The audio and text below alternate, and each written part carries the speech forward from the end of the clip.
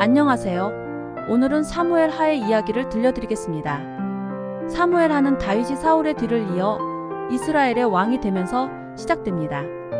이 책은 다윗의 왕위 등극과 그의 통치 시절에 일어난 여러 사건들을 다루고 있어요. 다윗은 하나님께서 기름 부어 세우신 왕으로서 위대한 업적을 남겼지만 동시에 인간적인 실수와 죄로 인해 큰 고통을 겪게 됩니다. 다윗의 삶 속에서 하나님께서 어떻게 이스라엘을 인도하시고 다윗을 다듬어 가시는지를 알 수 있는 책이기도 합니다. 1. 다윗의 왕위 등극과 통일 이스라엘. 사울과 요나단이 블레셋과의 전투에서 죽은 후 다윗은 깊은 슬픔에 잠깁니다. 그는 요나단을 진심으로 아끼고 사랑했기 때문에 그의 죽음을 슬퍼하며 애가를 지어 부르죠. 이때 다윗은 유다 지파의 요청을 받아 헤브론에서 유다 지파의 왕으로 세워지게 됩니다. 한편 사울의 아들 이스보셋은 북쪽 이스라엘 지파들의 지지를 받으며 왕위에 오르지만 다윗의 명성에 밀려 점차 영향력을 잃어갑니다. 결국 이스보셋이 암살당하면서 다윗은 마침내 이스라엘 전체의 왕이 되어 통일된 왕국을 이끌게 되죠. 이스라엘의 통일 왕국의 왕이 된 다윗은 수도를 헤브론에서 예루살렘으로 옮기고 그곳을 정치적, 종교적 중심지로 삼습니다. 이 과정에서 다윗은 예루살렘 성을 정복하고 다윗성이라는 이름을 붙이죠. 예루살렘을 수도로 삼은 것은 정치적으로나 신앙적으로 큰 의미를 가집니다. 그리고 다윗은 하나님의 궤를 예루살렘으로 옮겨와 하나님이 이스라엘 가운데 계시다는 상징을 강화합니다. 이로써 이스라엘은 하나님의 나라로서의 중심을 다지게 돼요. 2. 다윗의 언약과 하나님의 약속. 다윗은 어느 날 하나님을 위한 성전을 짓고 싶다는 마음을 사무엘을 통해 하나님께 전합니다. 그러나 하나님께서는 다윗에게 내가 나를 위한 집을 짓지 않을 것이다. 오히려 내가 너의 집을 세울 것이다 라는 약속을 주십니다. 이것이 바로 다윗 언약으로 하나님께서는 다윗의 후손 중에서 영원한 왕이 나올 것이며 그 왕국은 영원할 것이라는 약속을 하십니다. 이 언약은 후에 예수 그리스도로 완성되는 구원 계획의 중요한 약속이 됩니다. 다윗은 하나님께서 자신에게 주신 언약에 감사하며 하나님을 찬양합니다. 3. 다윗의 업적과 군사적 승리. 다윗은 하나님을 의지하여 주변의 많은 나라들과의 전투에서 승리하고 이스라엘의 국경을 넓혀 나갑니다. 블레셋, 모압, 아람, 암몬 등 여러 나라와 싸워 승리하며 이스라엘을 강력한 나라로 만들죠. 다윗은 전쟁에서 이긴 후 전리품을 예루살렘으로 가져와 하나님께 드리고 백성들에게 공정한 통치를 시행합니다. 그의 치세는 평화와 번영의 시기로 여겨졌고 다윗은 오랜 전쟁 끝에 이스라엘의 안전을 가져온 위대한 왕으로 칭송받게 됩니다. 4. 다윗과 밧세바 사건. 다윗의 이야기는 성공과 번영으로 가득 찬 것 같지만 그의 치세 가운데 가장 큰 비극이 일어나게 됩니다. 바로 다윗과 밧세바 사건인데요. 어느 날 다윗은 왕궁 옥상에서 밧세바라는 여인을 보게 되는데 그녀는 이미 우리아라는 충성스러운 장군의 아내였어요. 다윗은 밧세바를 자기에게 데려오고 그녀와 관계를 맺습니다. 결국 밧세바는 아이를 가지게 되고 다윗은 이 사실을 은폐하기 위해 우리아를 전쟁터에서 일부러 위험한 상황에 놓아 죽게 합니다. 다윗의 죄는 은밀하게 숨겨졌지만 하나님께서는 이 모든 것을 알고 계셨습니다. 하나님께서는 선지자 나단을 보내어 다윗을 책망하십니다. 나단은 비유를 통해 다윗에게 죄를 깨닫게 하고 다윗은 자신의 잘못을 깊이 회개합니다. 그는 내 죄가 항상 내 앞에 있나이다라며 하나님 앞에서 눈물로 자복하지요. 다윗은 용서를 받지만 그가 저지른 죄는 이후 그의 가정에 큰 불행을 불러오게 됩니다.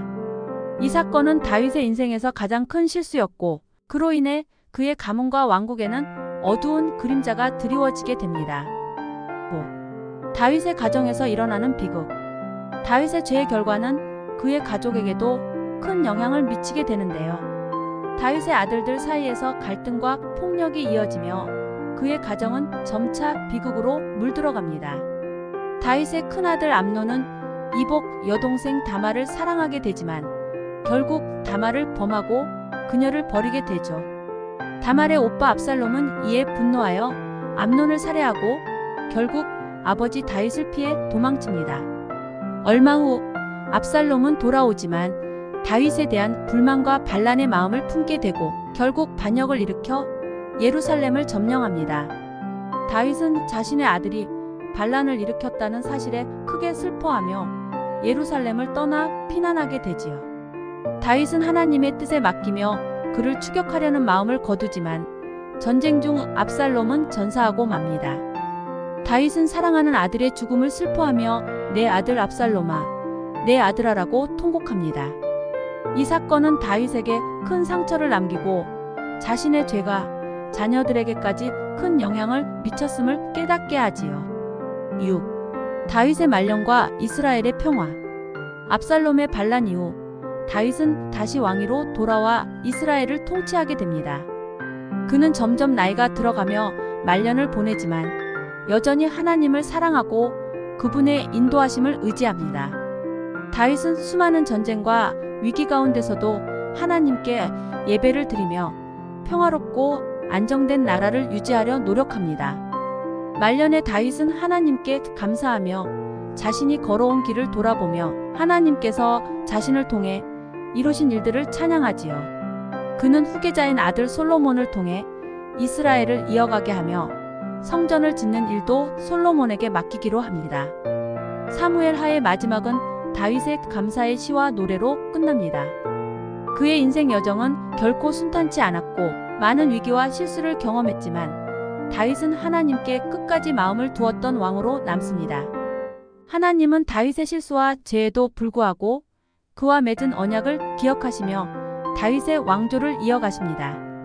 마무리와 사무엘 하의 메시지. 사무엘 하는 다윗이 하나님 앞에 얼마나 신실한 사람이었는지를 보여주는 동시에 그의 연약함과 죄로 인한 고통도 담고 있습니다. 다윗의 삶은 하나님과의 깊은 관계 속에서 인도받는 왕의 모습과 동시에 인간으로서의 연약함을 드러냅니다. 다윗은 죄를 지었을 때 회개했고 고난 가운데서도 하나님을 의지했습니다. 이를 통해 하나님은 회개하는 자를 용서하시고 그들의 삶을 통해 하나님의 뜻을 이루어 가심을 알 수 있습니다. 추천 구절. 사무엘하 7장 16절.